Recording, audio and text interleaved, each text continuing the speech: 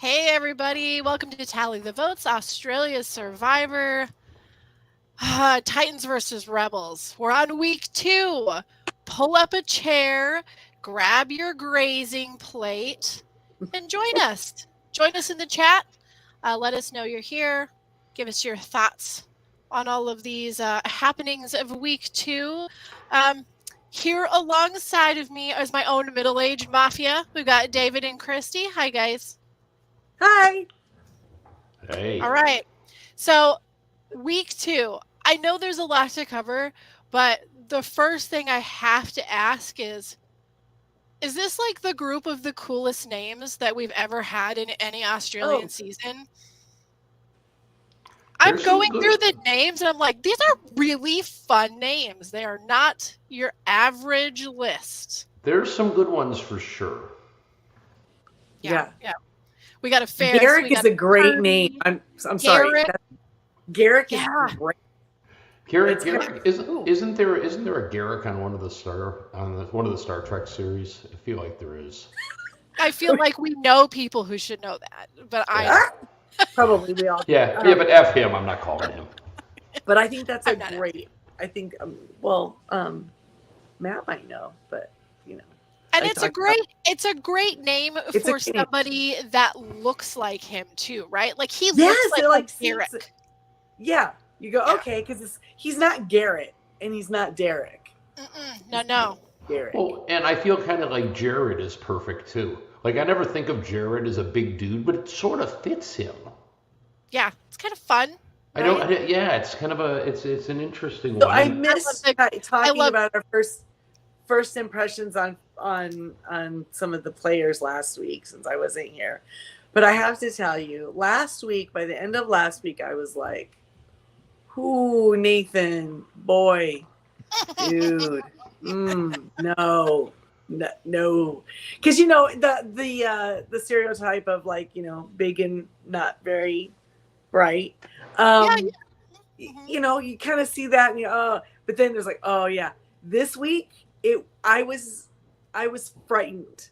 I was frightened by how dumb he is. But the man could hurl some coconuts, so couldn't he? I was going to say, accuracy. But he has an arm for sure. But like he has no decision making skills at all. No. And then the amount of and it hurt me because the empath in me was like, oh, the amount of awkward giggles all the time when he didn't understand anything, and it was like super obnoxious giggle. Okay, and also it was super obnoxious giggles all the time for everything except for when Jonathan yelled that Nathan is busting a nut after a nut. Like, and I want to now, Nathan. And I want to raise this. So Jonathan's allowed to make those comments, but poor Kitty gets accused of sexual harassment. Well, because it was directed at, I guess the name. I'm sorry, Kelly, not Kitty. But it's cool that we have a Kelly and a Kitty, and they're just one letter apart. See? Great names. Yeah. Lots of great names. That's what I mean. Valeria, like, come on. Like, they don't have a Jamie this year. No. But they got a Kirby, which is awesome. They got a Kirby. And we had a PETA. Is there David this year? Nope. Sorry. No. We've got an Eileen. Yeah, but you know what? They're never going to cast a David again because they have the Golden God. And, Well, I mean, we've got a Tobias. We've got a PETA. We've got Ferris. In fairness, we had a Tobias, but Yeah. Spoilers. No, seriously. So this is the next 3 episodes. I am super enjoying this season already. We're only 2 weeks in, but it feels like a lot of stuff has happened. Well, I want to bring up one of the biggest questions for the first episode this week, because I know there's no way that we weren't all sitting there screaming at our TV while we were watching it. Why did Garrett and Ferris not go to a second location when they pulled the idol out of the treasure box? Did they sit there for like 20 minutes waiting for everybody to walk up and see it? I've been thinking about that, and I was as mad as you, but I think that was edited to make it seem like it wasn't as bang as it really was. I don't think they had time to move. I mean, I think they should have taken the package and left. Also, I have a feeling this is fairly a good distance from the camp itself. So you might think, oh, we have some, you know what I mean? We'll hear or see some. Well, yes, but here's the argument to that. If they were just looking for it on their own, then I could say, oh yeah, this, they came up on, Alex came up on it. It is what it is. Yeah. But they were all out there looking for it, knowingly. So you find it, take it, pocket it, and then meet at the well later, like a normal person. Yeah, I mean, I could see wanting to read it only because the twist might have involved having to put something back in it. Or maybe you would have decided to throw a fake in there or something. I don't know. But they didn't really talk about it. Where their idol really is, like, I don't know. Right. Yeah, so I'm giving them too much credit because they would have been super smart to find a fake, something to fake it out and throw it in there. Yeah. Or, maybe the clue should have said, your smile isn't fooling anybody. Don't do the creepy smile and you'll get away with it. And here's the thing. They could have, if they would have gotten off the loan, they could have tore the top part of the note off and the bottom of the note would have made it seem like the story they told was actually true. Sure, yeah, that would have worked. Because without like the first sentence. I'm just going to say. Without the more power part. Right, correct. I know why they didn't, why they just stood there and they didn't move. All right, what is it? They're hungry. Just hungry. Because I'm gonna. I would 1000% do something boneheaded like that. I know why. Fair enough. Ferris is a big douche. He is not a self-described genius. He is not George of this season. I think that's exactly why he's entertaining. Because he's kind of like, I don't know. He's a big doofus. He doesn't make me angry. He's good. I think he's good TV. He's good TV. I agree with that. I mean, look, I have to have my people to hate. I don't want him to go. Is he like the counterbalance to Kelly? No, because he's almost as annoying. Yes, but he's like, that's what I mean. He's like he's the counterbalance. Kelly's game is all over the place. Okay, maybe it's because she really is a hurricane. He's more charming than Kelly. He's like a little cheeky, She's just like, yeah. And, but Kirby's certainly not buying his charm. I think nobody is buying his charm. That's my point. So if no one's buying it, it's not charming. It's creepy. But the fun part of it is that he's buying his charm. He's buying it, yeah. That's why. As long as he keeps buying into the idea. All right. He's not just over there like giggling all like because he doesn't know what anything anybody says means. He's buying his own stuff, which makes him, instead of just being one-dimensional, makes him a lot more fun. And the way he kind of gives that group some sort of, like I said earlier, seesaw, this like power back and forth, right? Because he's smart enough to try to make moves. Yes. And then they're going to try to make moves. It's going to be a little fun to watch. Do you know what I mean? So I don't want him to be anybody. I think the hardest thing for a personality or a character like Ferris is that he is technically smart enough to make some really good, interesting moves. Yeah, but I think he's been a total flop. But I think his ego is going to totally bite him in the ass. Something happened with his ego in like the last couple of episodes. All of a sudden, just like. I think that's fair, but he could have played a lot better. This episode is a perfect example of how he's not playing well. I mean, he finds the idol, he stays there. He comes up with the lamest freaking possible story, and then he wastes the idol at the end when he knew exactly what was going to happen. It was bad gameplay. His gameplay has been complete. Like, he just got way too excited, way too fast, and prematurely blew his game. You know what I'm saying? No, I can believe that. It's funny, but he doesn't realize he has. He had to take the shirt off, He had to have a dramatic entrance. That was awesome. But it would have been awesome if he would have had the tattoo under it, like already there that nobody had seen yet. But I do have to say that despite the fact that I think his gameplay was awful this episode, it's good just to see gameplay again. Yes, it's just good to see gameplay. It's not Probst and his producers manipulating people to do what they want. And I'm sorry, but. And I like that we've naturally had this like perfect balance between episodes that are very Rebels Bates centric and then Titan centric. So I feel at this point already, this is the point where you start to kind of know the ins and outs of the interconnectivity within the group. What's interesting is the Titans kind of fell apart after they threw that challenge. I mean, they were looking pretty invincible up to that point. The god of games does not like you to do that. That was the dumbest play ever. Again, bad gameplay.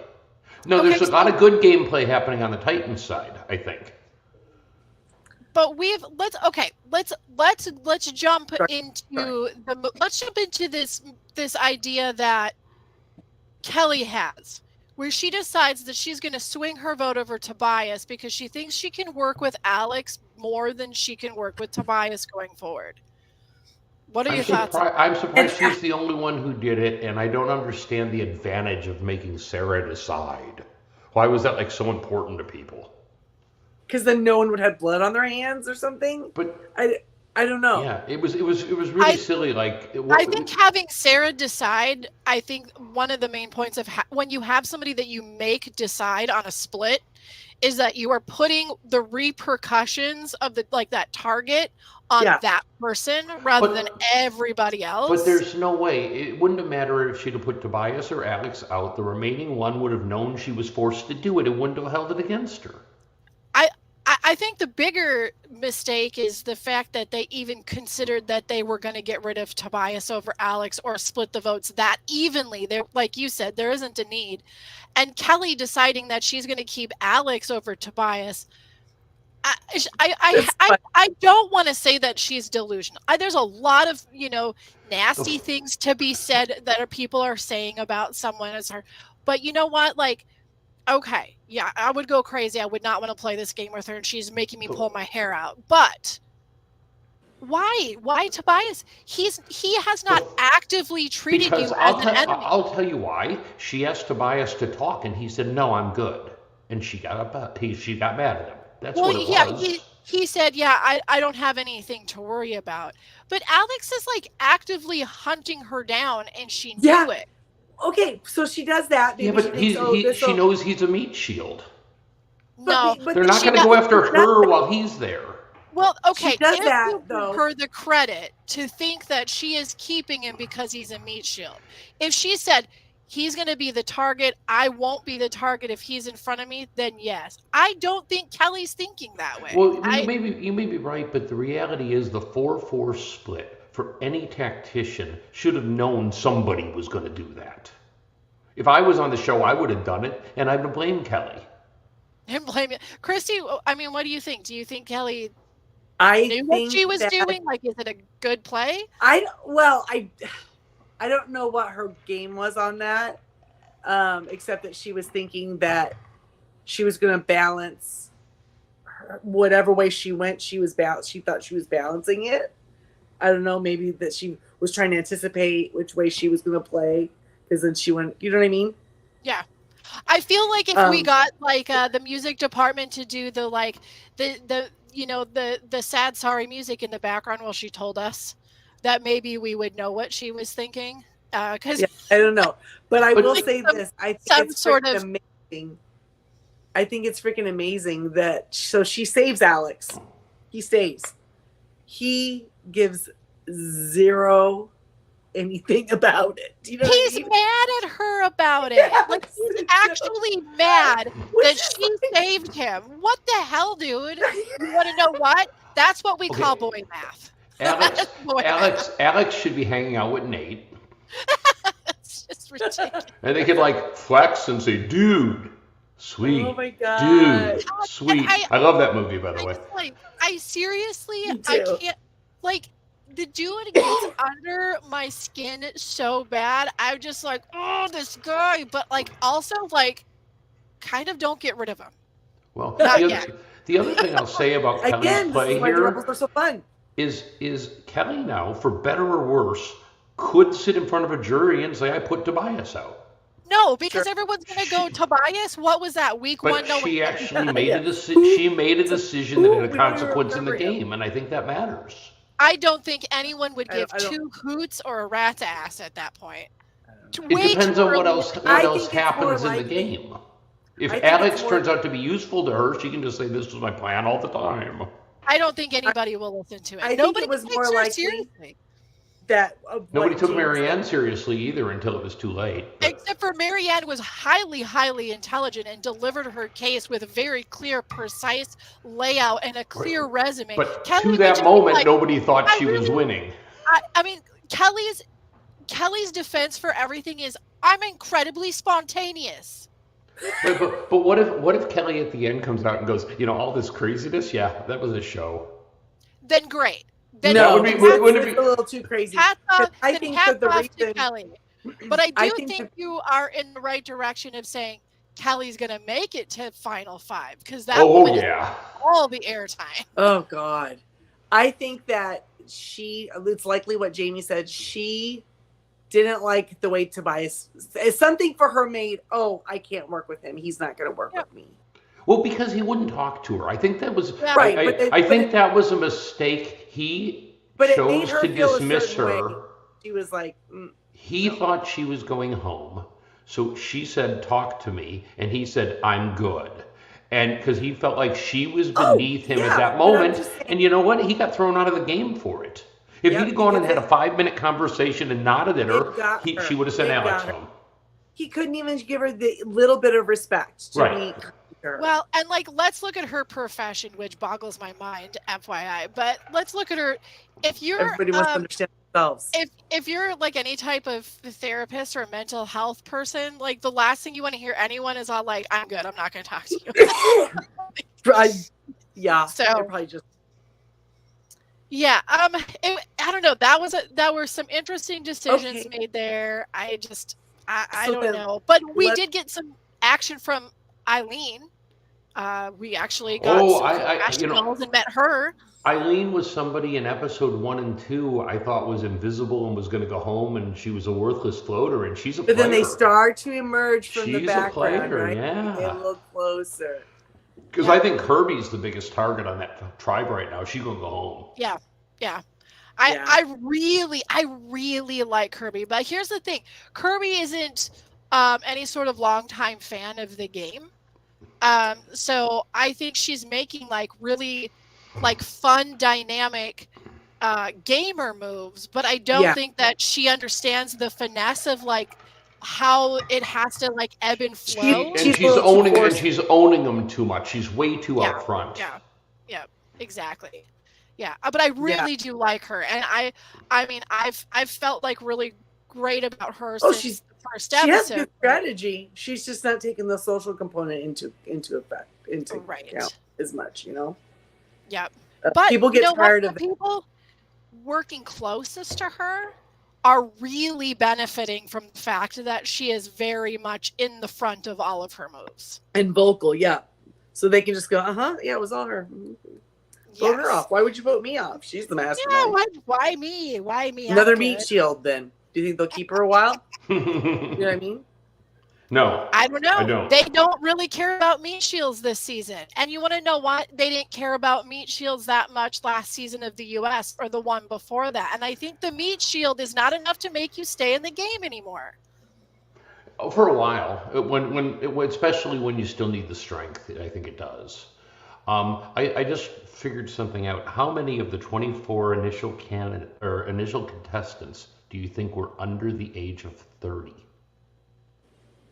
A shocking number to me. I think it's very few. Very few. 10? 9. 9, but that I think U.S. Survivor would have been when they have 18 people. 15. They have 15, right? And it feels like Australia went a little older this season than last. How old is we had in the last couple of seasons? The people that we know are high 30s or over. I'm fairly certain Sam and Mark were both in their high 30s to early 40s. I thought they were mid 30s, but Christy, and we've seen that in the U.S. one too. Christy, George. I feel like because these are people that are now in their 30s and 40s who have already been watching the show for 20 years. So they've been watching it since they were 19, saying, God, I'd like to get on that show.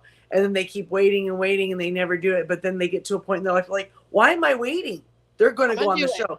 Whereas, when the show first started, people who didn't know this show, who were, that age now are like, I'm not. There's also a huge... Why would I go on that? Oh, that's shocking. How old do you think George is? I don't know, like 34. 41, 42? 34. Wow, it's the beard. And the salty attitude. and the little white dog. He just looks like a man. Douglas. Now, okay, but I think that there's something else that comes into play too with the ages that we're seeing. Two parts. One, in order to leave your job in life for 51 plus days, you have to be in a place where you can do that financially or in a place in your job security to be able to do that. So with that comes a more mature person. Then also the fact that these shows are starting to recruit less and less. There are more applications coming in rather than recruits. So we're not going to talent agencies and modeling agencies to pull these people in, because now they kind of have their own niche in reality TV with, all the the Bachelor and Bachelorette and like the Love Island and these sorts of things. Oh, we have a visitor. Thanks, Brian. He doesn't watch the show, but he checks in. He's giving me a hard time about my echo, but it is what it is. It's because you're in like your very large domain. It is what it is. All I'll say is there won't be 3 hours and 17 minutes of my echo. Wow. You never know. Whoa. You never know. We really could go that far. We could. I mean, that could be about anyone. We could do it. Okay, so let's jump forward. We got Alex is, for whatever purpose, mad at Kelly. For saving him. That's silly. Another person we need to move in and talk about when we jump into our second episode, Raymond. We've got Raymond. He's coming out of the background. I thought he was going to be Raymond? This year's Jordy. I love Raymond. He's not so Jordy. He's like Jordy. If Jordy was a complete moron, that's Raymond. I do not think that Raymond is a complete moron. I think Raymond is really awkward socially, but I do not think that he is a moron. But I thought he was going to be a little bit more mischievous, and he's just kind of... Because he has the little face, right? You know who he reminds me of? He has some, Flea energy, right? Yes, if Flea and Jordy had a baby. Yep. If you looked up in a dictionary, reality TV floater, there would be a picture of Raymond right there. That's who he is. Is he a floater, though? He's got no game. He's got going nowhere. He does. You're right. He has none of that. But I don't think he'll even be a floater. They will just let him go. He did cinch the challenge for them on episode 2 or 3 this week. So there is that, because they did get reward thanks to him. The one with the 2 trophies and the ropes, I believe, was his. Was that? Oh, yes. Yeah, but Kirby's play on that one. That was great. Yeah, wonderful. That was really great. Yeah, really smart play. I really like some of the challenges they have, and I know David, you always say they're because Australia is much more physical, but they have some cool ones that have these weird components, and I just like it. It's not even much more physical. It's just they're better. I mean, just generally. It's because why do we? Because US uses the same challenges every season. They even use the same puzzles. They just recover. Is it just for keeping it? I don't editing. No, it can't just be for editing. It's the relay. We get the relay races. We still have those in Australia, but they cut the relay down and they add a second or third component in it. So we had the one relay with the planks, right? Well, we've seen the plank gig in US Survivor, but now we're going to have to use these planks at every single point in the challenge. Even to knock them down with coconuts or whatever at the end, right? So it's like you can't just at some point leave them behind or we're done with them. You got to keep carting them along with you, which dude, they had to lay him down to get across, but so they had to make sure they had enough to get across because the last person over was going to have to start picking him up. Yes. And what if you get across? You go, oh shoot! Now you got to go back. You got to keep. What if you have Kelly on your team?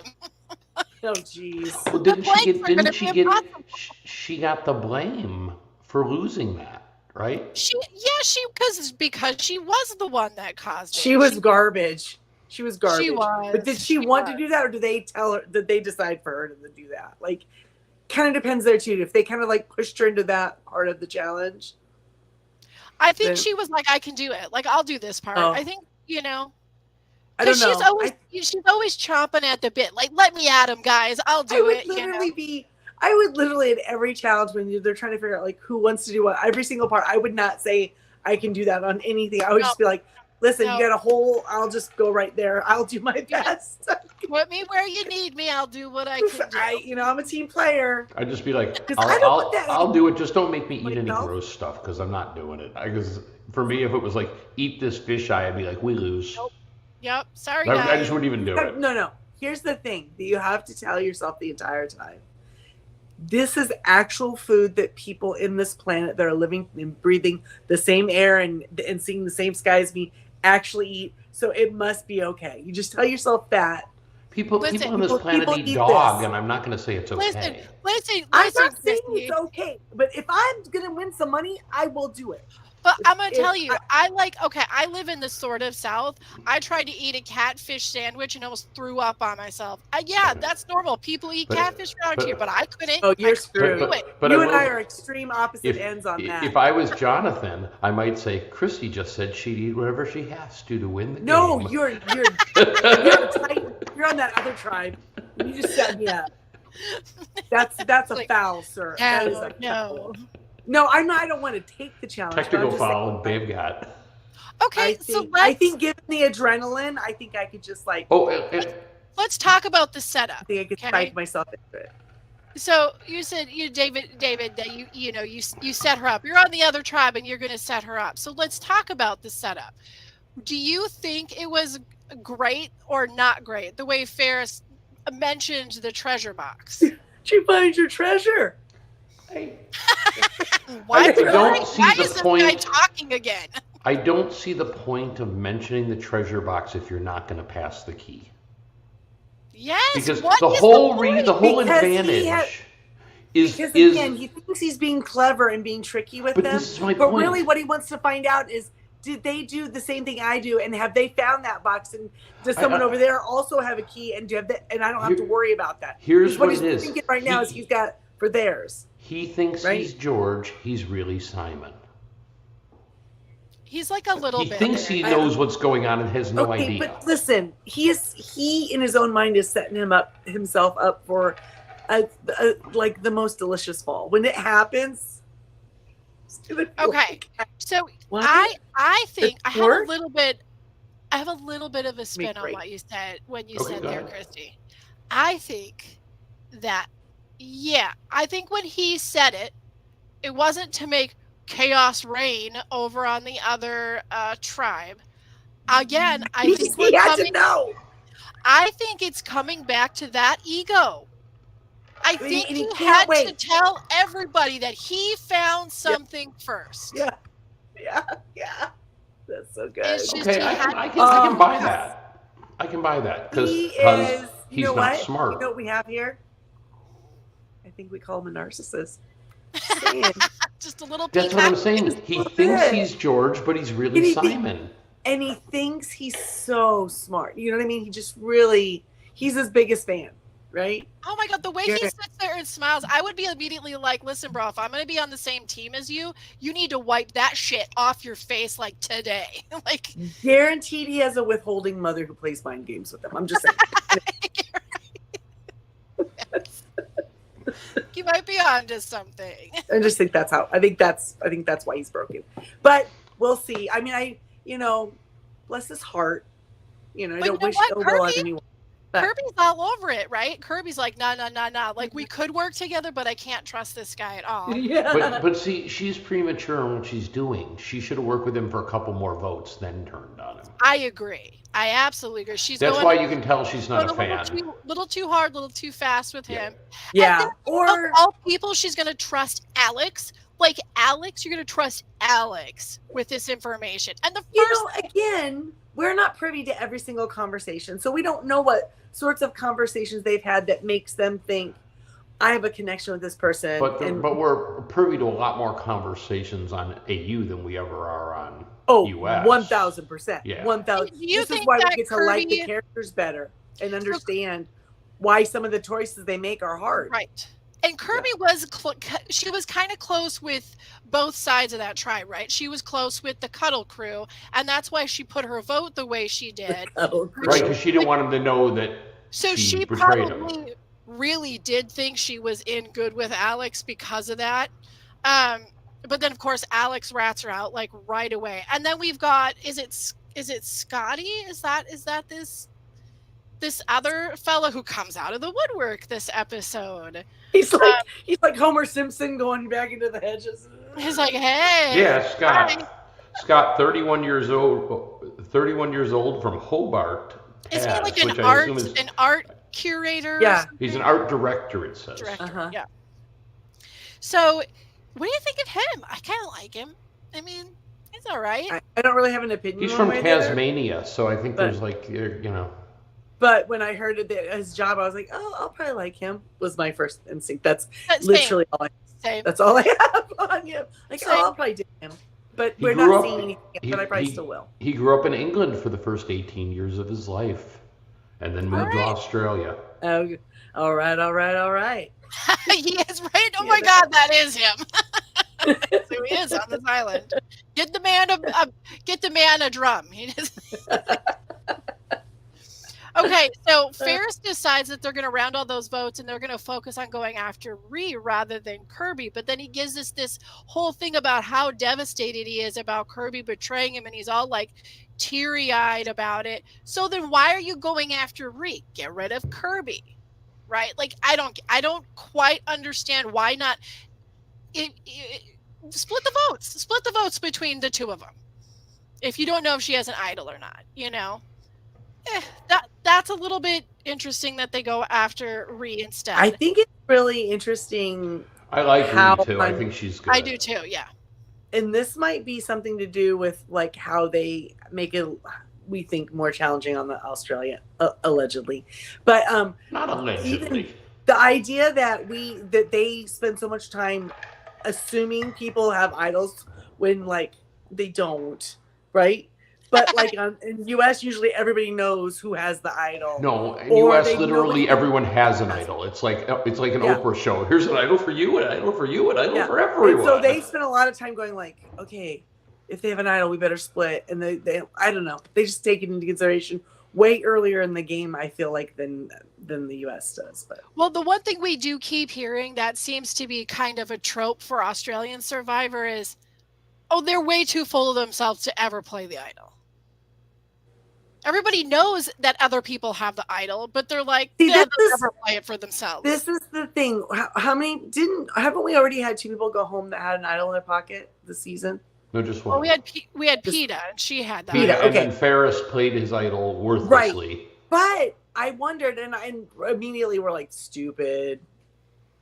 Okay, but it was stupid that he played the idol on one hand, but on the other hand, he had way too much heat on him having that idol. It was a good move. It wasn't really very much of a secret. And so it had no purpose other than to, just in case. And also there's that little bit, how do you break that fear of, I don't want to be somebody who goes home with an idol in my pocket? Because then you feel stupider.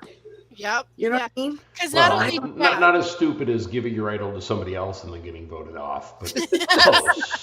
That is the ultimate knucklehead. But Poverty orchestrated that move, did she not? Yeah. Yes. With that smile. You guys watching Traitors? You have. Huh? I absolutely watching Traitors. I'd probably do whatever Poverty asked me to, so I can't blame the dude.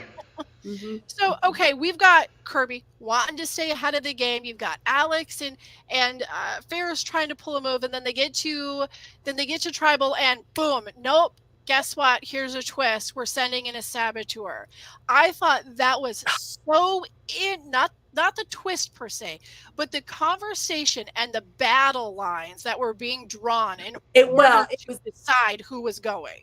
But also because of where it fit in the game, that they were dead set exactly who they were sending home, right? And then it comes in, you're like, because it could have been, who knows, struggle between who's going to go home. What I didn't understand is why didn't Kirby or Ree they had the numbers. Why didn't they just volunteer? Right. Yep. I agree. And then you could have gone to Ferris and go, you want to be my ally the rest of the time? Give me the freaking key. Yes. That would have been the play. But instead they're like, oh, we'll just send Kelly over. The one person who you can't rely on to be a saboteur or to even necessarily come back. It didn't seem like, again, bad play. But wait, again, would they have had time would they have had time for Ferris to give them the key before they left Tribal? Probably. Sure. They could have passed it right there at Tribal. There's no rule against assuming they had brought them with them. Yeah. No, but okay, so that would have been awesome. I think this is another good place to recognize somebody who has really watched the show versus somebody who skimmed the show and now is playing it. This isn't a new twist. I mean, they always kind of change it a little bit, but this isn't a new twist for Australia. This is the non-elimination week, of which there's going to be 2 or 3, and there are every season, because it has to do with the number of hours of local TV that Australian TV has to produce. Look at last season, okay? Was it Jerry last season was supposed to be the saboteur, and then he absorbed himself in the other tribe. If you knew that was going to happen, you don't send somebody like Kelly, who all she wants is to be loved. Right. You could have even sent a compromise person. Kirby could have said, okay, send Ree, and we're going to give her the key, and then we're going to solidify this alliance. There was a play there. There was a play there. I mean, it was handed to them. And Ferris, of course you don't want to send Ferris. 100% don't let him go. But if he played his idol just to get rid of it, why would he then want to go there and be suspected of having another one? Right. So because he can't stop himself. He has to be the smartest and best. Because he's Simon. I mean, I feel like Simon might have been a little bit more lovable, actually. No. Okay, he's Simon without the lovable. There you go. He's got all of George's arrogance and all of Simon's gameplay. I mean, I think he's really fun television. You know? No, he is. But like the first episode, I really liked him first episode. You know, I think Garrick's going to be some good TV too. I like him a lot. I cannot wait until he freaks out on those people. Right? Yep. Yes. Now let's move to F3 now. Episode 3. Okay. That Lean On Me challenge. Oh my God, that was awesome. That was awesome. I wonder why they don't do that in the US. Because the US sucks. So great. I couldn't figure out. I was looking at it. I couldn't figure out how it was getting harder. It was sloping. They were sloped this way. Well, the foot things were getting littler. They looked parallel to me. Yeah, well, and then they started doing they were prong. I'm pronging. And then somebody explained to me when they do a weight challenge, like holding the weight, they adjust the weight based on how much a person weighs. Yeah. Why don't they adjust the prongs based on the size of people's feet? In other words, somebody with huge feet is at a massive disadvantage in this. Yeah, true. And yet, it's funny they make the adjustment the one way, but not the other. Yeah, I don't know why that is exactly but okay, there is one thing to be said about that is because in this challenge, they were not assigned a partner. They had to pick a partner. Oh. Right. And that's why, yep. He said, or your last pick. To pick the right person, pick the right partner. I was shocked that Charles, who is the least athletic person, I think, on both tribes, even including Raymond, he did really well in this challenge. He was like the second from the finish, right? Yeah, there was some people that were really, really good at this. I was really scared. Less body mass, easier to balance. I think this is one of those challenges that you could really get hurt on. Like, just if you guys fell, if you fell on top of each other, just the way it's lined up, I think it is a dangerous challenge to fall out of.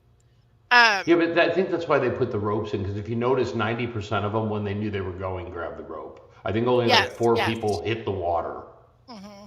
I mean, they all went in the water, but nobody fell in it. So it wasn't just for adjusting. No, the bailout was to grab the rope. It was also, and I bet you they told them to do that, because nearly everyone did. Yeah, please grab the rope. Please don't fall. You could get really hurt. Look at George's permanent scar on his forehead. George is lucky he's not dead. Yes. The amount of times that you would be grabbing for that, because it's just instinct to grab. Yeah, it was a great challenge. It was fun to watch. You could tell it was really difficult. Another thing, Mark going after the treasure box. Did he literally just rip it open with his bare hands? No, he took a stone and pounded it open. And I wanted to go. No damn key. He's just gonna take it. If that was legal, then why didn't he do it when he first found it? That's what I thought. It's probably because he had to wait when he was having his little conversation with the producer and say, "Now listen, could I do that?" Oh, and they could say, "Well, technically, we didn't write it in the rules." What would have happened if? That's what I love about Australian Survivor. He busts the box, and production goes, "Okay, we'll throw it." Well, I don't know. He hasn't used it. So what if he goes to use it, and they say you didn't earn that? I don't know. That would be cool, but that isn't going to happen. Well, you said that Australian Survivor, the producers like to mess with the game more and influence it. So if it happens at a point that they want the story to go, maybe they would. So maybe they just kind of leave it there and go. Let's see how it goes. We'll see how it plays out. Necessary at the time. Yeah, that's a good point. We'll leave it a gray area right now, and just see. Mm-hmm. Yeah. What do we got? Another one. So they had the Toasties reward, which is grilled cheese, right? Just like grilled cheese. It was it Ferris that said, "I don't eat Toasties at home." Yeah, I have, but I'll eat one here. Oh wow! Okay. Thanks, Ferris. All right. Okay. Fine. Oh, you don't eat them? I'll eat your grilled cheese. Jeez. But I like that they're called Toasties. It's like they call fries crisps. You know what? From now on, let's change that because it sounds fancier. No more grilled cheese. You know what? This whole week had a lot of really fun. You had a kids party where they had fairy bread. Instead of children's party, kids party. But you know what's funny is everyone in Australia is laughing at us right now because we call it grilled cheese. You realize? Well, I put it on a grill. We do not put it in the toaster. So I wonder if it has to do with how we call that. Do you really think they put cheese in a toaster that's vertical? Because you realize what would happen. No. But I'm wondering why we didn't use the bread. Toasties. Why we didn't use that term? Because maybe people are. Yes. Americans would have done it. It would have caught fire. Americans named their food off of, their grilled cheese is named off of the thing that is in the sandwich, what kind of sandwich it is. And the Australians have named it after what is on the outside. Wait, does that mean a toastie can be any grilled sandwich? Sure, because they were making them with ham, I think they said. And tomato. Yeah, so, tomato. That's wonderful. And I like when people say tomato too. Can we just say that from now on? A tomato. And you know what? This household we all love Bluey, so we've been saying tomato for years. Oh, but is it potato? Potato, tomato. Let's see. We also Let's call the whole thing off. We also had the a grazing plate rather than a what do we call it? Charcuterie board. Yeah, hello, that's way harder to say. Grazing plate's perfect because we're just grazing. We're just grazing. Well, charcuterie's got to be French, right? Shandy, where are you when I need you? I'm assuming. Shandy. Franck, tell us. Franck. Please tell us these things. So, okay, we have another person that kind of jumps into the picture, and that's Caroline. Yeah. Why do you think Caroline wasn't in the picture before? She was just quieter. Yeah, she was there, but she was. She's the midwife, right? And she was a big part of Ep 1 and 2, I thought. Yep. Only because they were doing that middle-aged brigade or whatever. What do they call themselves? Yes, the middle-aged mafia. Right. When they were forming that, she had some screen time when that first formed. Okay, so you heard is it Valeria? You heard her say 2 or 3 different times. And when she was referring to Caroline, she half sung Sweet Caroline. So is that this year's The Joker? Is that going to be the thing that we hear ad nauseum? Well, do you think she did that because the production was pushing it, or because she did it? I think she said it one time, and they keep replaying it. That same clip. I didn't look like she says it like 20 times a day. Yeah, it'll be like, okay, so if they do it again, watch. We'll test this theory, because if we've got the camera on her confessional, she's looking at the camera and talking. The confessional cuts, goes to the scene she's talking about or the group of people she's talking about. It becomes a voiceover. And in that voiceover, it happened 2 other times, the Sweet Caroline. So I just think they're going to keep playing it, because that's literally what they did with the Joker too. Just ran it into the dirt. You get a saying, it's something fun. Let's just ram it into the dirt. Okay, fair. I do have to say that Valeria has really performed in the challenges the way she said she was going to. Yep. And I think Jamie wasn't buying it at one. She was like, she's not going to be what she says she is. But she's less supermodel and more Russian badass. Yeah, she's got some Russian badass. She's got some. What was the girl's name who won last year? She's got a little of her in her. Yeah, she's got a little of Liz in her.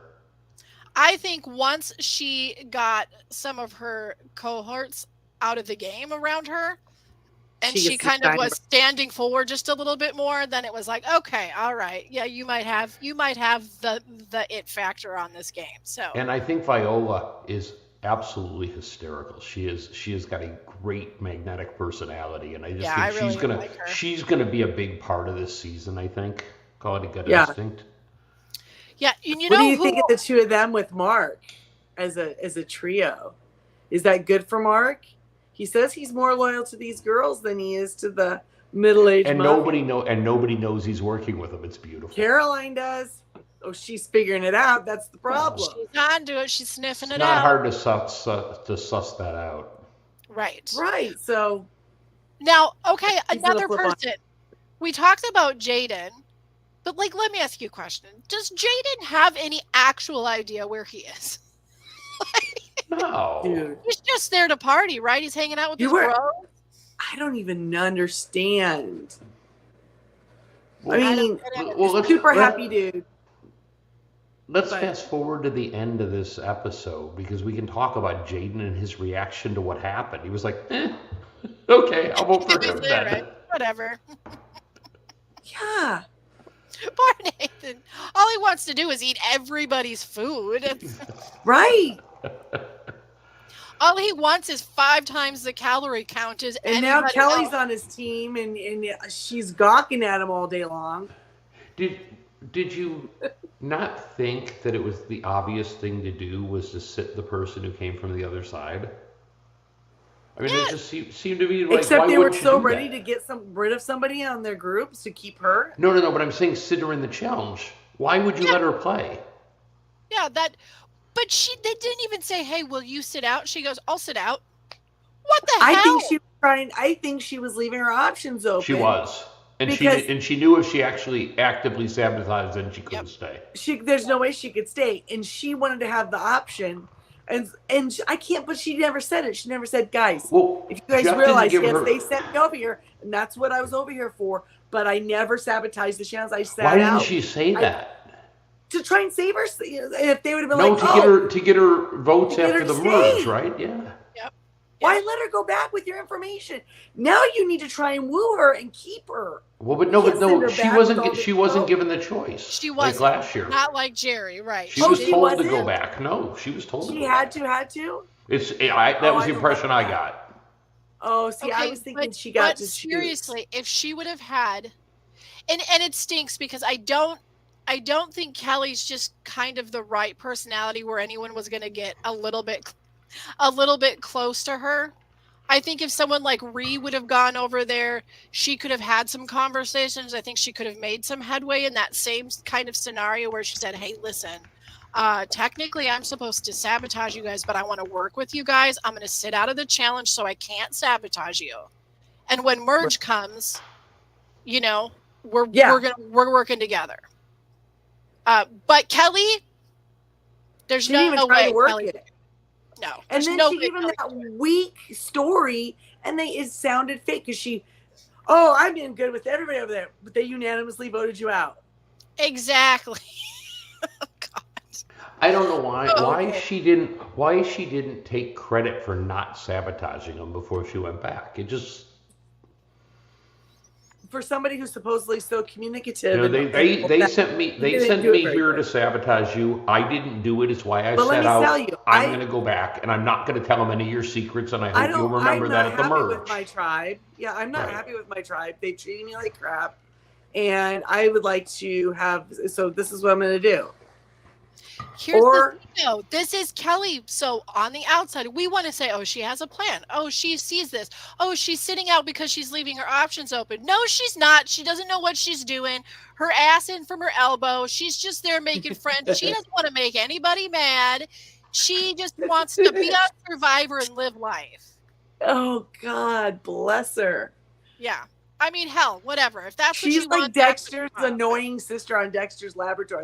She's just skipping along, Dee Dee style. She's not very bright, but she just and then she makes you guys screw up, and then God damn it, Dee Dee, you know. And then when you said annoying sister on Dexter, I thought you were at the Showtime show, and I went, they had like a creepy good chemistry. Oh no, I was that was very very incestuous and weird. Did your kids never watch Dexter's Laboratory? When you're married. No. Oh, okay. I Jamie, did. Of course. You understood it though. Yeah. Jamie watches a lot of cartoons.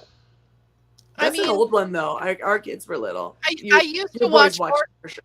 I used to watch more cartoons before I had kids than with kids, so I don't know what that says about me.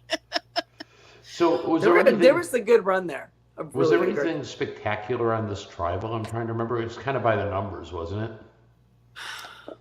Yeah, I mean, it was easy for them to go after Nathan because, again, like I said, Meat Shield doesn't matter as much anymore. They have enough muscle in the tribe to push through challenges, you know. But seriously, the tribes are very evenly matched. So. And Jonathan missed the most epic closing line.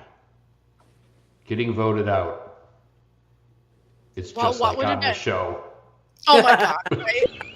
I mean, it would have been perfect. That would have been funny. No, it had to be Jared. What a hot mess he was when he's like, so what are we doing? I don't know. I don't know. Jared, they're winking at you. Are you kidding? You cannot rely on him. You do not know if he's going to remember what name to put down. He might write his own name down. We do not know. You look at Nathan. You look at Nathan. He's eating all the food. Right, but like I said, he has a hell of an arm. When it comes to the end of those challenges where they've got to throw at a target, I think they're really going to miss having Nathan there for it. Like Nathan needs Nathan at that part of the challenge. Except there's already been a couple of those, so that may not come up again. Maybe there won't be now. That's a possibility. And I mean, I will be honest. He was kind of dippity and doofusy about certain things, but. I mean, I could see where some girls would have kept him longer. He's pretty cute. I was making this point in our chat that one thing about having the cool kids on the show is it's very satisfying to see the cool kids get what's coming to them and get voted off. And it's kind of what's missing in US because they don't cast the cool kids at all anymore. It's just the revenge of every nerd they can find it's the every AV season. It really is. It's the drama club and the AV club and maybe the astronomy club, and they're all hanging out on the beach, not having a muscle, not enough to pull themselves out of the water. People on panic attacks because they're in the water. Yes. Falling out of boats and hitting their head on the ground in a puddle. Yes. It's a mess. It is. But I'm saying that having the cool, strong people and letting them get what's coming to them is a very satisfying part of Survivor, and I think it's missing from the U.S. now. Yes. But so good and well, he was like, Dichotomy, what's that the study of? I don't understand it. I didn't pass that class. So who do you think are the big players? Not necessarily the ones that you're going to put in your final 3, but who do you think are some of the biggest players in the game? Who are or who want to be? Who are? I mean, because even those who want to be are still big players in the game. I think that the ones that are playing the most little clever, or not little, the ones that are doing the most clever things right now don't have a very long life in this. They're going to be gone. So I think long term, the people who are going to ultimately be best at this are the ones that are kind of hanging out, like Garrick. Like a Garrick could be there, right? Yep. Garrick's playing a good game. He's consistent. He's just staying there. He's not on the bottom. He's staying with the. And he's totally meat shielding behind Ferris because he knows Ferris is a big target. So he's just sort of hanging back. Whatever, So I don't know. That's really hard because I think Mark is playing a great game right now. Mark is probably playing the best game so far. He has the widest base for himself, right? I think if you were to take which players are the biggest players right now, not like that they're really good or that their moves are all like landing, but I think you've got a really clear trio of like storytelling that's bouncing between Ferris, Kirby, and Mark. Well, but you're forgetting Eden too. He was purpled in this episode, but he's been a big. He's there, but he's there right now. He's there because he's a great personality, but not because he's gaming hard. But that might be okay. He might not have to. He's not sorting it up yet. He might be hanging back. I've been disappointed though. There hasn't been any more movie quotes. No, they haven't shown any. I'm sure he's making them because clearly he is the pop culture guru, right? Yes. Right. I think Valeria's playing a good game. Yep. I think Viola's playing a good game. Yep. Both of them seem to be. I think Raymond is worthless as a third tin on a bull. He'll be gone. He's a number. He's a guy that they stick around for as long as they need for Charles is like a doughboy. I don't even know what his point is on the game. What about Winna? Winna has been really smart ever since he got tagged with the cool kids, and he sort of went. He could be in that middle spot. But you know what he's doing? He's doing Mark in the water. He's just doing the alligator. He's sort of, I'm behind everyone. Don't look at me. Yeah. I'm Winna. I'm cool. Because he realized he was too close to it early on. Yeah. He had some good confessionals in these last couple episodes. He got some, and he's not dumb. Do you know what I mean? I saw a really stupid meme because it had Winna and it had its banner on the bottom and it says AU Survivor unwittingly reveals the winner. Oh yeah, I saw that too. Like spoiler. Winna. That's funny. No, he could be there, and it's like because he's not getting too much attention, but he's not out of the loop, right? No. He's in the decision. He's with the decision-making people.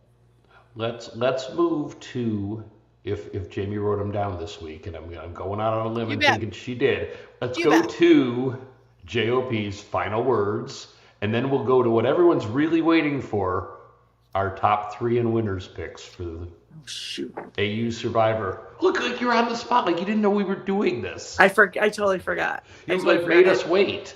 Hey, no, but that's okay because I'm going to be perfectly honest with you when we get to that point. I have changed my top 3 no less than 15 times. I'm going to the website. I absolutely cannot figure out this group of people. I've got one person definitely in it, but the other 2, I could go one of 2 ways. All right, so we're gonna go into we're gonna tally our votes here. Which one do we think was the best for the week? So we've got on episode 1 of week 2. Why do I get the feeling that every time Rebels come to Tribal, something unexpected is going to happen?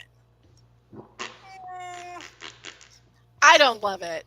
That's he's been off his game this year.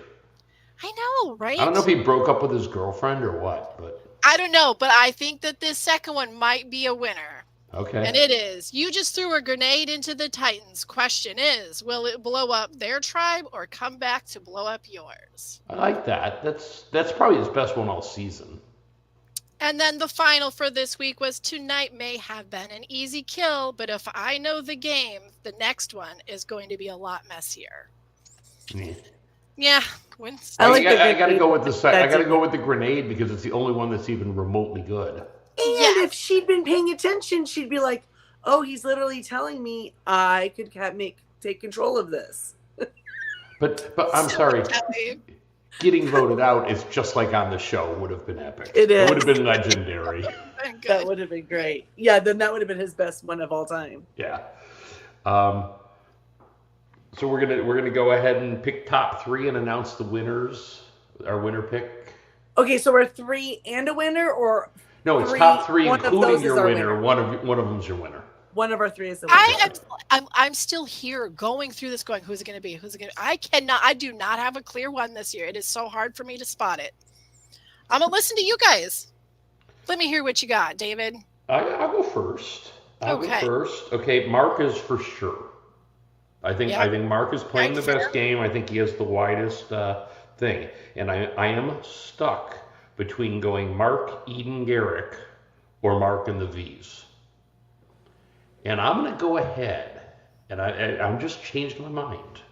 I'm going to go ahead and go Mark and the V's. Okay. That's my final 3. All right. Christy, do you have them picked out yet? Or I was going to say Mark, Eden, and Garrick. Well, I think that's a good pick. Go for it's where I was. And then I thought to myself, am I really picking 3 guys? It happens sometimes. It's okay. That's exactly what I thought to myself. That's why I changed, because I felt Shandy looming over me. Right. And I really like your pick too. That would have been another great. Yeah, I think, you know what else? It's tough. See, maybe I'll go Mark, Eden, and Winna, just to throw a different. Okay. They're all on the same tribe right now. That's interesting. Mine are too. All right, and then so all Titans picks so far. My 3 are gonna. Well, leave me alone. No. It's okay. The Rebels are not the underdogs. It's all right. It is clear. The Rebels are not the underdogs. Your allegiance can go with the Titans. And what's interesting is the title of the season is not what we would have expected. No, not at all. I don't think it was a great title for these groups. I just don't. But whatever. That's production. That's not. How you put Eden on the Titans? I think I was born a rebel. Clearly. Okay. I think we have pretty close to the same ones. I'm going to go with my final 3. Before I take a sip of my drink, you're not going to pick Raymond, are you? Because I would spit out my nose if you did. I'm not going to pick Raymond. Okay, this is our final 3. This is if we could pick based on how we like them, not any strategic. Because clearly, I really love Raymond, but I wouldn't want him to be my survivor leader. Jamie, everyone loves Raymond. Well, that's what I hear. Too easy. Not everyone. Okay, so my 3 are Mark, Winna, and Valeria. Oh. Wow. Okay, so I'm going to go off of Win and go back to Garrick since Win didn't pick him. Does that make sense? I'll go my original. To be in it. Okay, and who wrote these down? Someone's got to write them down, and it's not me. Oh, shoot. Okay, wait. All right, Mark and the V's. Yep, are you writing Mark it? You got it? And I'm going to go ahead and announce my winner pick is Mark. I don't think I'm going to be alone in that, but... I'm going to pick Winna as mine. Wow. Winna is the winner. He's a winner. It's in the name. I'm going to make a hashtag now. I think it's going to be Mark too, because if he continues to play the way he's playing, he is creeping along in such a good spot. You know what I mean? He's pure finesse. Yeah, he was the first episode he wasn't. And then he But then they saw him in the damn water. That's okay. The meat boys didn't get out of the water the whole time to see, so no one saw it exactly. Christy, I will say though, your trio is the best of the swimmers. Oh. Yes, when Garrett when fast. Mark got in that water and they were like, same with Mark. Yep. Mark didn't do so good the second time in the water. And I literally only did not pick Mark because I knew you guys. I heard your group that you guys were both going to pick Mark. That's the only reason I didn't pick Mark. So you picked winner. And you're picking Mark? Yeah, I'm doing Mark. I can't see at this point right now, just given the taste of how his gameplay is, as long as he can. Please, Mark, hang in there. He seems like he's cool, calm, and collected. Yep. I don't know. I like what he's got so far. The only thing he has working against him at this very moment is Caroline. And I think they'll beat him. I've decided this year whoever does the best in the winners picks is going to receive a prize at Raleigh.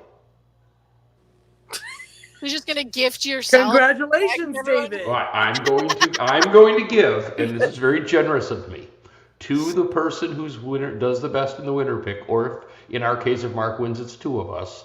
I'm going to gift a box of, yes, you guessed it, Captain Crunch.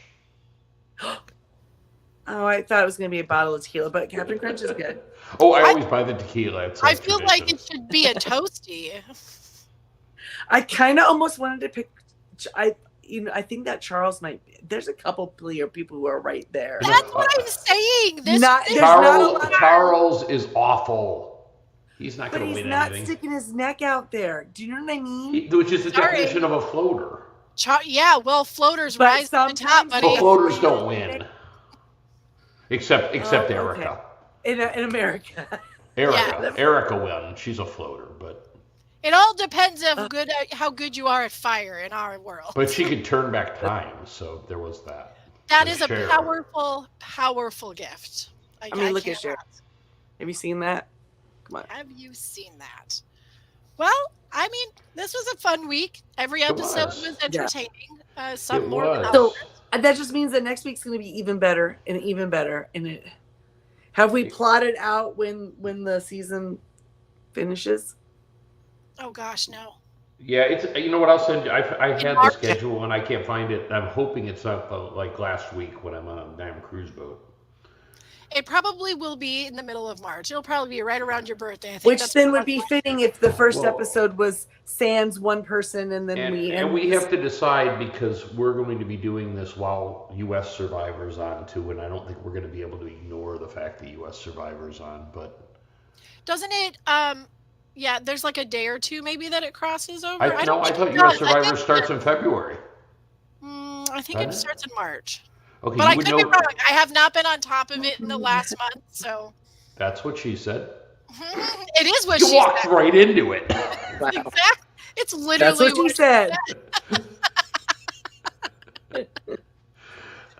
Okay, well that's all we have for this week on the whole of the Australia week. We'll be back here next week, same time. I do have a spoiler, a minor spoiler. Let's get it. The title for episode 7 is in fact Get or Get Got. Yeah, all right. My favorite episode. That's right up your alley. But not double T? Nope. But still. I mean, Jeff's just like, or not Jeff. What's the scene? Right. Jonathan? Jonathan. I had Roger in my head. Jonathan did this to you, David. I don't know why that was so funny. He really did. He really did. Because he knows you're his number one fan. There it is. I'm keeping that all season. Yep, I like it. That is almost as good. February 28th it premieres. That is almost, so that proves I was right. It is in February. Yep. The very last day, in fact. This is my second favorite. This is my second favorite, only to Turner and Pooch. That was a good one. Pooch was my favorite hashtag ever. Yep, that was a good one. Good. I would have thought. I thought that your favorite hashtag ever was "I hate Cameron," but I just deleted that tonight. See? Cameron sucks. Cameron sucks. I did, and I also deleted Luke sucks. Yep. Yeah. I feel like before you delete one, you have to go into the Facebook group and post it just so it can live on. In memoriam. In memoriam. That's fair. So whatever one you did, go we make a got some post. good That way ones, we though. won't forget them. We got some good ones this year. Yeah, come over to Facebook. Do you have any great hashtags regarding any of the really reality television series of 23-24? Because honestly, bring if the you're watching a hashtags. reality show, if it's not about bachelors or housewives, one of us is probably watching it. You bet. It's true. It is. It is true. So, or anything about like cruise ships either. None of that yet. Yeah. I don't think cruise ships. Is anybody watching the challenge? I don't think any of us watched the challenge this year. I do a little bit. I do. Do you? Okay. Well, I also will watch a little bit here and there of Love Island. I have watched some, but it's just See, I think I would like Love Island, but I have to tell you, I did not watch all the of UK one is fantastic. I did not watch all of AU Big Brother this year, and I'm very disappointed in myself because Canada did it. It was so ridiculous and so lovely, and just how deliciously awful it was that I've got to go back and watch it. Do they have that on? Do they show that on the Paramount? Same place. No. Same place. We're watching this. And then the Australian one it's worth it. Well, no, the Australian one's ridiculous. It's like Australia, like Big Brother, they literally go, "We like this person. We're going to change the entire game to." But is it worth taking a look at it? If you just like ridiculous and I mean everyone's a model and it's ridiculous. Oh. Okay. And what about Canada, Big Brother? No, not Canada. Big Brother Australia has been canceled, so it's not coming back for 2024. Well, and if you watch this season, you'll know why. I watched the first 3 episodes. They tried so hard, but last season was delicious, but this one was not so much. Well, that's not too bad. so much. But we got The Traitors is currently running on Thursday nights. And that's based. Is that tonight? I'm gonna go watch that tonight. You bet. That's based on a Russian party game. Yes. That I used to play with my friends called we called it Mafia. It's got many different names. I think some people call it Werewolf or something, but really. So it's really great to watch it play out live. That sort of, and then how they tweak the rules a little bit for them. It's fun, and it's all faces that you'll know because they're all those reality people we watch. All of the people. Check that out. Incredibly over dramatic in like really great fun ways, and some really good little spicy spats if that's your thing. So we will be back next Thursday in the United States. Next Thursday at 9 p.m. Eastern Standard Time. But if you're in Sydney, it'll be on Friday at 1 p.m. And that's like Eastern Australian time or something. I don't know. On your lunch break. I looked it up and can't remember. But come watch your lunch. Toasties and beans. Have a toasty. Some crisps. Yep. Do some of that. Do. Excellent. Some of that. Vegemite. Take us out of here. All right, guys. You can also check us out over on Facebook, the Tally the Votes Facebook group. Next week, Thursday, like and subscribe. We'll give you an alert. We'll let you know we're about to come on. Otherwise, set your watch to it. We'll be here. We'll see you. We'll see you then. So long. Next week. Bye.